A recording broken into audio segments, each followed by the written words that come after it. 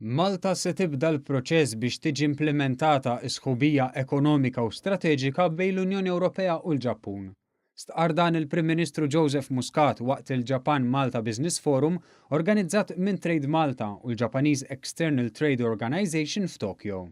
Forum li għalih attendew numru kbir ta' negozjanti Ġappuniżi.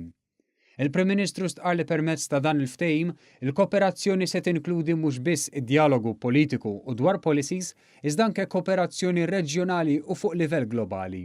Dan anke dwar l-ambjent u tibdil fil-klima, policies dwar żvilupp u għajnuna f'każ ta' diżastru u l-politika tas-sigurtà. B'hekk l-Unjoni Ewropea u l-Ġappun jaħdmu flimkien għal promozzjoni tal-paċi, stabbiltà u l-prosperità dinjija. Dan il-ftehim, spjega l-Prim Ministru Joseph Muscat, juri il-progress fir-relazzjoni bejn iż-żewġ partijiet u mistenni jidħol fis-seħħ is-sena d-dieħla.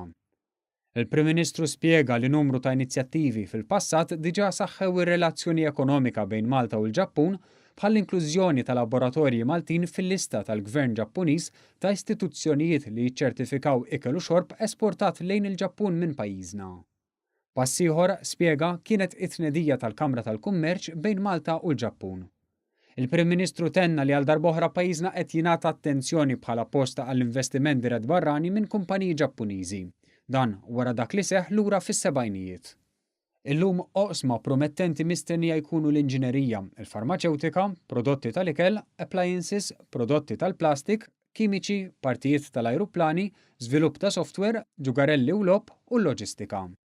Barra minn hekk il-Prim Ministru nnota kif qasam importanti ieħor li jippreżenta opportunitajiet ta' kooperazzjoni huwa l-blockchain. Qasam li fih Malta ġamxiet passi kbar il quddiem u li għandu użi lil hinn mill-cryptocurrencies, inkluż il-kura tas-saħħa, l-assigurazzjoni, l-enerġija, il-loġistika u servizzi tal-Gvern. Intant f'laqgħa oħra li kellu, il-Prim Ministru iltaqa' mal-General Manager tal-kumpanija Mitsui, Kazuki Shimizu. F'laqgħa ffukata fuq il-kooperazzjoni fis-settur tal-enerġija, il-Prim Ministru iddiskuta kwistjonijiet marbuta mal-enerġija u l-enerġija nadifa kif ukoll sistema ta' trasport innovattiva u iktar nadifa. Min-naħa tagħha l-kumpanija Mitsui qalet li tinsab kommessa li tkompli tiddiskuti mal-Gvern Malti dwar għadd ta' ideat li ġew diskussi f'din il-laqgħa.